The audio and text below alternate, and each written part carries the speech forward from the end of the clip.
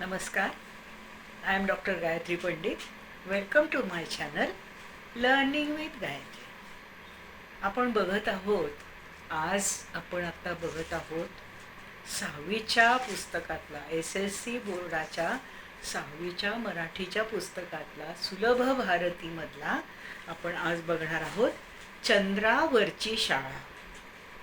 काय असतं की आपण रोज शाळेला जातो, अनेक गोष्टी शाळेमध्ये रोज तेच तेच तेच तेच तेच तेच करत असतो.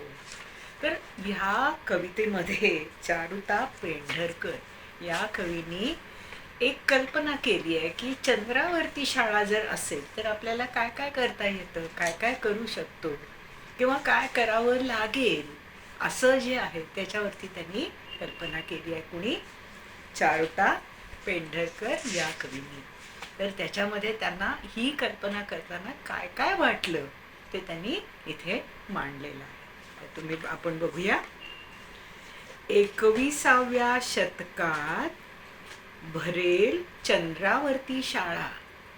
तर त्यांची कल्पना आहे बरं का. 21वा शतक म्हणजे पुढचं शतक, जे आपण आता जे जगतोय किंवा आत्ता जे आपण जी शाळा बघतोय, जे काही शाळा करतोय, शाळेमध्ये काही वाचतो किंवा शाळेला जाताना सुद्धा आपण अनेक गोष्टी करत असतो. तर त्या आत्ताचं सोडून पुढच्या अनेक वर्षाच्या नंतर 21व्या शतकामध्ये भरेल चंद्रावरती शाळा. आता इथं जर शाळा नाही भरायची तर चंद्रावरती भरेल. चंद्रावरती जर भरली तर काय होईल? चंद्रावरच्या शाळेत नसेल खडू आणि फळा. खडू माहिती आहे तुम्हाला? चॉक. आणि फळा म्हणजे ब्लॅकबोर्ड, ज्याच्यावरती आपले टीचर्स खडूनी लिहितात, आपल्याला काही गोष्टी समजून देतात. तर तो खडू आणि तो फळा दोन्ही तिथं असणार नाहीये. तर तिथं काय असेल बरं? 21व्या शतकात भरेल चंद्रावरती शाळा. चंद्रावरच्या शाळेत नसेल खडू आणि फळा. आता इथे त्यांनी कसं जुळवलंय बरं का, लक्षात घ्या. चंद्रावरती शाळा आणि खडू आणि फळा. मागे जे शेवटचे शब्द आलेत ते आपल्याला एकसारखे एका पद्धतीनं म्हणायचे आहेत. आता पुढेही तशाच प्रकारानं त्याने कविता जुळवलेली आहे. छोट्या छोट्या यानातून शाळेत जातील मुले. छोट्या छोट्या यानातून जाणार. आपण आता कसं जातो? रिक्षाने जातो, बसनी जातो किंवा आपले पालक आपल्याला तिथे नेऊन सोडतात, गाडीनी, स्कूटरनी, ह्या वाहनांनी आपण तिथे जातो. तसं हे यान वाहन आहे. कुठे? अवकाशामध्ये, ज्या ठिकाणी हवा नाही आहे, ज्या ठिकाणी गुरुत्वाकर्षण नाही आहे, अशा ठिकाणी हे यान, त्याला काय म्हणायचं? यान. तर या यानातून शाळेला मुलं जातील. बटन दाबताच शाळेचे दार होईल खुले. बटन दाबायचं बरं का फक्त. पण सध्या काय करतो? मोबाईलवरची सुद्धा बटणं दाबतो की नाही? पटकन छोटंसं बटन दाबलं की आपल्याला अनेक गोष्टी त्यातल्या दिसायला लागतात. तसंच इथं काय होईल? बटन दाबताच शाळेचे दार होईल खुले. खुले म्हणजे मोकळे किंवा open. You can say it will open Wien you touch the button. ते बटन तुम्ही दाबलं की ते दार उघडेल. आता इथे सुद्धा शाळेत जातील मुले, दार होईल खुले. त्यांनी शब्द कसे जुळवलेत बघा बरं का ह्याच्यामध्ये, कवितेमध्ये. दप्तराचे ओझे तेव्हा नसेल पाठीवरती. तुम्ही शाळेत जाताना तुम्ही पाठीवरती तुमचं दप्तर घेता ना. दप्तर म्हणजे बॅग तुमची शाळेची, ती जड असते. कारण काय? त्याच्यात तुमची पुस्तकं असतात, त्याच्यामध्ये तुमचा डबा असतो, पाण्याची बाटली असते. हे सगळं तुम्ही पाठीवरनं घेऊन जाता. आणि त्या पाठीवरती जे ओझं येतं ना, त्या पिशवीचं ओझं खूप असतं. तर पण इथं काय होईल? चंद्रावरच्या शाळेमध्ये दप्तराचे ओझे तेव्हा नसेल पाठीवरती. पाठीवरती दप्तराचं ओझं तुम्हाला काही फारसं आवडत असेल असं मला नाही वाटत. तर ते ओझं तिथं चंद्रावरच्या शाळेमध्ये असणारच नाही. ऑक्सिजनचा सिलेंडरच न्यावा लागेल वरती. आता काय आहे? चंद्रावरती काय हवा आहे का? आपण जे ऑक्सिजन घेतो आणि कार्बन डायऑक्साईड सोडतो तेव्हा काय होतं, ऑक्सिजन आपल्याला लागतो आणि ज्या ऑक्सिजनवरती आपण जगतो तो ऑक्सिजन चंद्रावरती नाहीच आहे. तर काय होईल, तर काय होईल, तिथे चंद्रावरती ऑक्सिजनचा सिलेंडर न्यावा लागेल वरती. न्यावं काय लागणार आहे, तर तुम्हाला ऑक्सिजनचा सिलेंडर वरती न्यावा लागणार आहे, कारण तिथं हवाच नाही आहे.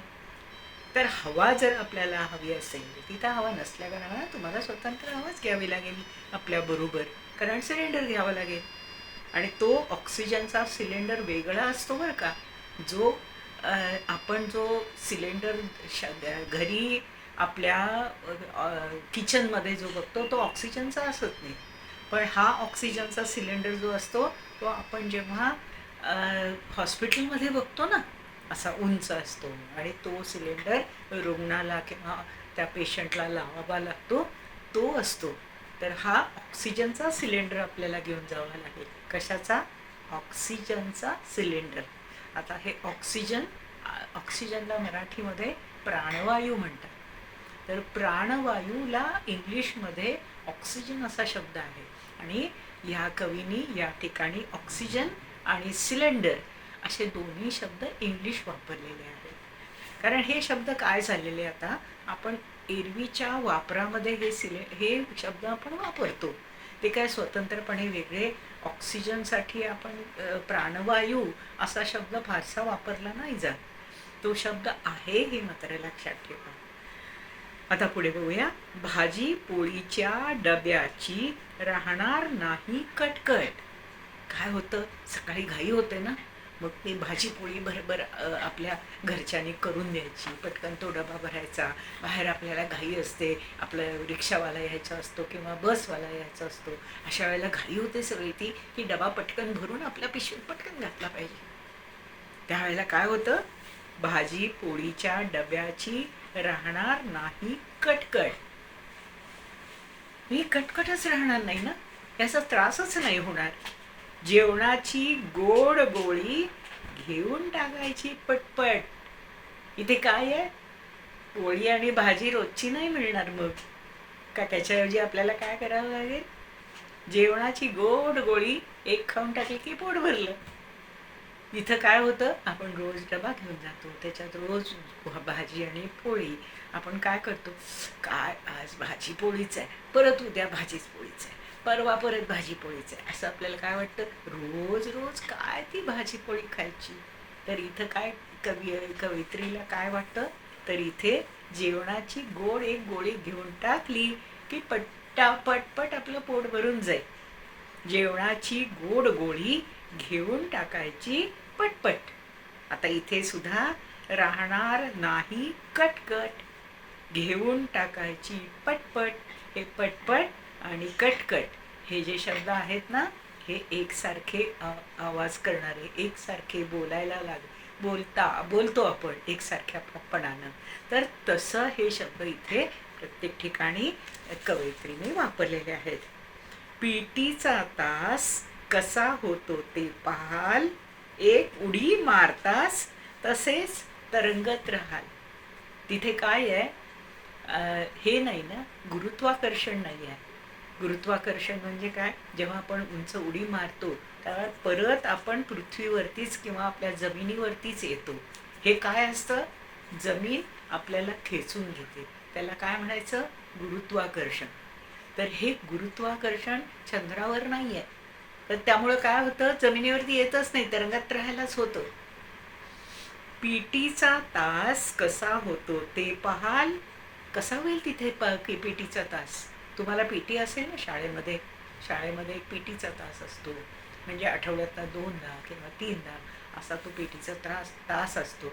आणि त्या तासाला वेगळे वेगळे आपण व्यायाम करतो आणि ते व्यायाम आपण शरीराला फ्रेश ठेवण्यासाठी, शरीराला फिट ठेवण्यासाठी आपण ते व्यायाम करत असतो. त्याची परीक्षा पण तुमची घेतली जाते शाळेमध्ये. जेव्हा ॲन्युअल परीक्षा असते त्यावेळेला तुमची पीटीची परीक्षा घेतली जाते.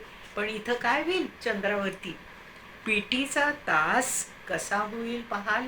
कसा होईल तो तास, तर तिथे काय तुम्ही छोटीशी जरी उडी मारली तरी तुम्हाला तरंगत राहायला लागेल, कारण जमिनीला गुरुत्वाकर्षण नाही आहे. जमीन आपल्याकडे आपल्याला खेचत नाही. स्वतःकडे जमीन किंवा पृथ्वी जी आपल्याला इथे खेचते, पृथ्वी आपल्याला जशी इथं खेचते तसं चंद्रावरती खेचलं नाही जात. तसेच तरंगत राहाल. आता इथे पण शब्दाची कशी गंमत केली आहे बघा. पिटीचा तास कसा होतो पहाल, एक उडी मारतास तसेच तरंगत राहाल. पहाल आणि राहाल हे कसं जोडलंय बघा बरं. पुढे बघूया. दाबायची बटणे एवढाच फक्त अभ्यास. अभ्यास तुम्हाला रोज असतो ना, होमवर्क असतो, शाळेत तुम्ही करता. शाळेमध्ये सुद्धा तुमच्या तासाला तुम्हाला लिहायला लागतं. ते लिहिलं, ते तुम्ही लिहिलं नाही तर घरी येऊन ते कंप्लीट करावं लागतं. तर हे सगळं तुम्हाला इथं तुमच्या शाळेमध्ये करावं लागतं. पण चंद्राच्या शाळेमध्ये काय करावं लागेल अशी कवयित्री कल्पना करतीये. दाबायची बटणे एवढाच फक्त अभ्यास. बटणं दाबून अभ्यास करून टाकायचा. काही कष्ट नाही त्याच्यामध्ये. फक्त आपल्याला मेंदूला मात्र व्यवस्थित कष्ट घ्यावे लागतात बरं का. ते मात्र इथंही घ्यावे लागतात आणि चंद्रावरती गेलं तरी सुद्धा घ्यायला लागतीलच. चंद्रावरती आता ही कल्पना आहे. चंद्रावरती गेल्यानंतर आपण अभ्यास कसा करू हे फक्त इमॅजिनेशन आहे. जेव्हा इमॅजिनेशन करतो त्यावेळेला प्रत्येकाचं इमॅजिनेशन वेगळं वेगळं असू शकतं. तर या कवयित्रीने काय सांगितलंय, दाबायची बटणे एवढाच फक्त अभ्यास. चंद्रावरती पोचलात की झालातच पास. आता चंद्रावरती पास कसं व्हायचं? जो अभ्यास करायचा आहे तो बटणं दाबूनच करायचा आहे. पटापटा बटणं दाबले की अभ्यास तयार झाला आणि ती उत्तरं झाली. तुम्हाला जे विचारलेले प्रश्न असतील त्याला ती उत्तरं पण झाली. आता उत्तरं तुमची सगळी जर बरोबर आली तर काय होईल? पास झाला तुम्ही. तुम्ही काय व्हाल? पुढच्या वर्गात जाल किंवा तिथे त्या वर्गामध्ये तुम्ही पास व्हाल. आता ही कल्पना आहे बरं का. कवयित्रीने केलेली ही इमॅजिनेशन आहे आणि ह्या इमॅजिनेशन प्रमाणे कवयित्रीचं काय म्हणणं आहे, तुम्ही बटणं दाबली की तुम्ही पास झाला. पास, चंद्रावरती पास होण्याचं काय साधन आहे असं जर तुम्हाला विचारलं तर बटणं दाबणं हेच साधन आहे असंच लिहायला लागेल ना. बघा, दाबायची बटणे एवढाच फक्त अभ्यास. चंद्रावरती पोचलात की झालातच पास. फक्त एवढंच नाही, तुम्हाला पास व्हायचं झालं तर तुम्ही चंद्रावरती पोचला की झालाच पास. 30 परीक्षा तुमची असं सुद्धा असू शकेल. चंद्रावरती तुम्ही पोचणं हे सगळ्यात महत्त्वाचं असेल आणि तिथे बटणं दाबणं हे अजूनच सोपं. म्हणजे तुम्हाला जर परीक्षा द्यायची असेल तर तिथे काय आहे, चंद्रावरती पोचणं हा एक पास होण्याचा मार्ग आणि दुसरा मार्ग काय आहे, दोन मार्ग आहेत तुम्हाला तिथे. तर एक काय आहे चंद्रावरती पोचणं आणि दुसरं असं बटणं दाबणं, योग्य बटणं दाबणं. आता ते तुम्ही अनेक वेळेला कम्प्युटर बरोबर करत असता. कम्प्युटरची परीक्षा जेव्हा असते त्यावेळेला तुम्हाला योग्य ती बटणं दाबावी लागतात आणि ती योग्य ती बटणं दाबल्यानंतरच तुम्हाला तिथे पास होता येतं. नुसती बटणं नाही तर बटणं कोणती कुठं आहे, त्याचा उपयोग काय असतो, ह्याचा सगळा तुम्हाला कम्प्युटर या विषयामध्ये तुम्हाला अभ्यास करावा लागतो आणि तो तुम्ही अभ्यास करता. तर काय होतं, बटणं ही कल्पना कम्प्युटरची घेऊन कवयित्रीने काय केलंय, चंद्रावरती सुद्धा अशीच बटणं दाबावी लागतील असं इमॅजिनेशन केलेलं आहे. तर पुढे बघूया. अशी असेल भारी, एकदम मस्त असेल बरं का, भारी चंद्रावरची शाळा. अशी असेल भारी चंद्रावरची शाळा. चंद्रावरची शाळा अशी मस्त भारी असेल बरं का. चंद्रावरच्या शाळेत फक्त चांदण्यांशीच खेळा. इथे खेळायला तुम्हाला काय आहे, भरपूर चांदण्या आहेत. आता इथनं आपल्याला आपण जर रात्री बघितलं ना आकाशामध्ये तर आपल्याला भरपूर चांदण्या दिसतात आणि कवयित्रीने कल्पना काय केली आहे, तर ह्या सगळ्या चांदण्या तुमच्याशी खेळायला येणार आहेत आणि ह्या तुम्हाला खेळायला सवंगडी नकोत का तिथे, तर मग तिथे सवंगडी किंवा फ्रेंड्स तुम्हाला जर असतील तर ते चांदण्या असतील. तर ह्या चांदण्या तुम्हाला तिथे खेळायला येऊ शकतील. तर अशी ही जी शाळा आहे ती कवयित्रीला खूप, तिने इमॅजिनेशन कसं केलंय बघा. म्हणजे तिथं जायचं, तिथे खेळायचं, तिथं डबा नाही तुम्हाला, दप्तराचं ओझं नाही तिथे, आणि बटणं दाबायची तिथे पास होतं. तुम्ही चंद्रावरती पोचणं हेच सगळ्यात महत्त्वाचं, हीच तुमची परीक्षा असू शकेल. तर हे सगळं तिने इमॅजिनेशन केलेलं आहे आणि ह्या इमॅजिनेशनची ही कविता आहे. तर ही कविता तुम्हाला कशी वाटली ते बघा. माझं डिस्कशन कसं वाटलं ते जरूर बघा. माझ्या चॅनलला सबस्क्राईब करा, लाईक करा आणि शेअर करा. थँक्यू.